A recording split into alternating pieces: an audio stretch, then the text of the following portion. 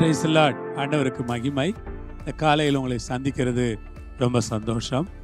இயேசு கிறிஸ்துவின் ஈடு இணையற்ற நாமத்தில் உங்களை நான் வாழ்த்துகிறேன், ஆசீர்வதிக்கிறேன். ரோமருக்கு எழுதின நிருபம் 2ஆம் அதிகாரம் 7வது வசனம்.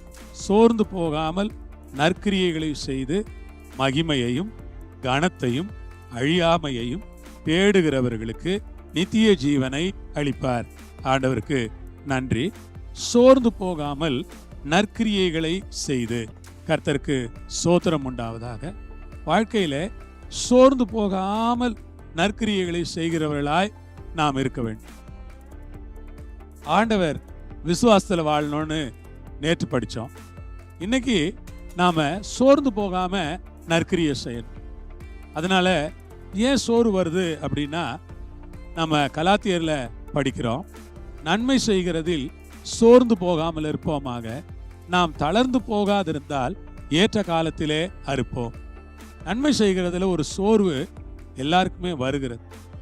ஏனென்றால் நன்மை செய்து செய்து நாமை பல நேரங்களிலே அந்த நன்மையை உதாசீனப்படுத்துகிற மக்களைத்தான் நாம் பார்க்கிறோம். அந்த நன்மையை மதிக்காத மக்களைத்தான் நாம் பார்க்கிறோம். அந்த நன்மையை ஒருபோதும் பாராட்டாத மக்களைத்தான் நாம் பார்க்கிறோம். நன்மைக்கு பதிலாக நன்றி சொல்லாத மக்களை நாம் பார்க்கிறோம். நன்மையை பெற்றுக்கொண்டு எந்த விதத்திலேயுமே ஒரு நன்றி உணர்வற்ற மனிதர்களை நாம் பார்ப்பதனால் நன்மை செய்கிறதுல ஒரு சோர்வு வருகிறது.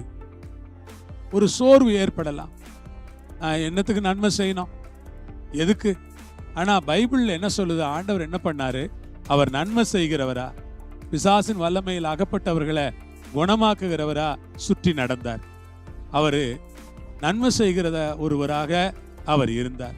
ஆம், அன்பு தேவனுடைய பிள்ளைகளே, உங்களை நான் இந்த வேளையில உற்சாகப்படுத்துகிறேன். நன்மை செய்யுங்க, நன்மை செய்கிறவளா இருங்க.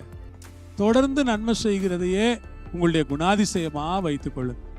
கர்த்தருக்கு மகிமையா தொடர்ந்து நன்மை செய்கிற ஒரு ஆவியோட நீங்கள் வாழும்படி உங்களை நான் உற்சாகப்படுத்துகிறேன்.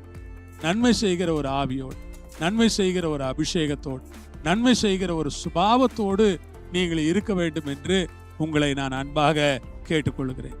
ஆம், சோர்ந்து போகாதீங்க. பரவாயில்ல, யார் நமக்கு நன்றி சொல்லலனாலும் நம்ம செய்கிற நன்மைக்கு பரலோகம் நமக்கு பிரதிபலன் கொடுக்கும். யாரு நம்மை பாராட்டவில்லை என்றாலும் தேவன் அதற்கான பலனை நமக்கு தருவார். யார் அதை குறித்து பெரிதாக பேசவில்லை என்றாலும் தேவன் அதை பெரிதாக மரியாதை கொடுத்து பேசுவார். ஆகவே நன்மை செய்கிறதுல சோர்ந்து போகாமல் இருக்க கர்த்தர் தாமே நமக்கு கிருபை செய்யட்டும். நற்கிரியைகளை செய்யுங்க, சோர்ந்து போகாம தொடர்ந்து நற்கிரியைகளை செய்யுங்க. நல்ல காரியங்களை நிறைவேற்றுங்க, நல்ல விஷயங்களை தொடர்ந்து செய்யுங்க, நற்காரியங்களை தொடர்ந்து நிறைவேற்றுங்க. கர்த்தர் ரொம்ப நல்லவரா இருக்கிறார். அப்படி செய்யறவங்களுக்கு நற்கிரியைகளை செய்யுங்க. ஆபிரகாம் செஞ்சார்ல, தன்னுடைய சகோதரனுக்கு எவ்வளவு நன்மை செஞ்சார். அவனை சிறைப்பிடிச்சிட்டு போயிட்டாங்கன்னு தெரிஞ்சவனை விட்டுட்டாரா? உடனே போயிட்டு சண்டை போட்டு அவனை மீட்டு எடுத்து அந்த குடும்பத்தை காப்பாற்றி எவ்வளவு அருமையா அந்த ஆபிரகாம் பாடுபட்டார்னு யோசிப்பாருங்க. அதே போலதான் நாமளும் இருக்கணும். நாம எல்லா நம்முடைய சகோதரர்களுக்கு, நண்பர்களுக்கு, நம்முடைய விசுவாசிகளுக்கு, நம்முடைய உடன் பிறந்தவர்களுக்கு, அயலகத்தார்களுக்கு, நமக்கு அறிமுகமானவர்களுக்கு, தெரியாதவங்களுக்கு கூட நன்மை செய்யலாம். நன்மை செய்யறது இவங்களுக்கு தான் இல்லை, நன்மை செய்யறது ஒரு பெரிய நல்ல குணம். நன்மை செய்ய கர்த்தர் உங்களை ஆசீர்வதிப்பாராக. மகிமையும் கனத்தையும் அழியாமையையும் தேடுகிறவர்களுக்கு நித்திய ஜீவனை அளிப்பார்.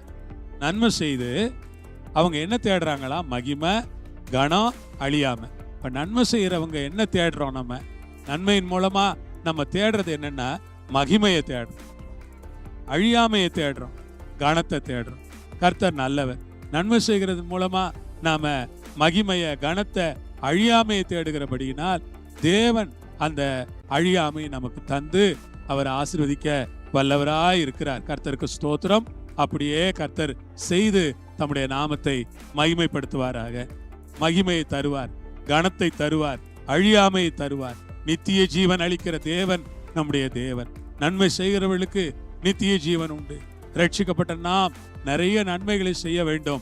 நன்மைகளை செய்கிறதன் மூலமாய் நாம் நித்திய ஜீவனை சுதந்தரித்துக் கொள்ளலாம் என்று பைபிள் நமக்கு போதிக்கிறது.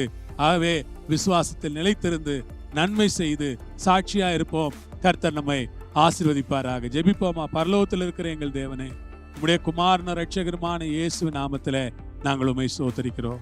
உம்முடைய கரத்தில் எல்லாவற்றையும் நாங்கள் படைக்கிறோம். எங்களை ஏற்றுக்கொண்ட ஆண்டவருக்கு ஸ்தோத்திரம். வழி நடத்துகிற தெய்வத்துக்கு நன்றி. தொடர்ந்து எங்களை பலப்படுத்தும், கிருபையில மறைத்து சாட்சியாய் நிறுத்தும். இயேசுவின் மூலம் கேட்கிறோம் பிதாவே, ஆமென். அல்லேலூயா. கர்த்தருக்கு மகிமை. ஆண்டவர் உங்களோடு இருப்பார், உங்களை ஆசீர்வதிப்பார். ஆமென், ஆமென்.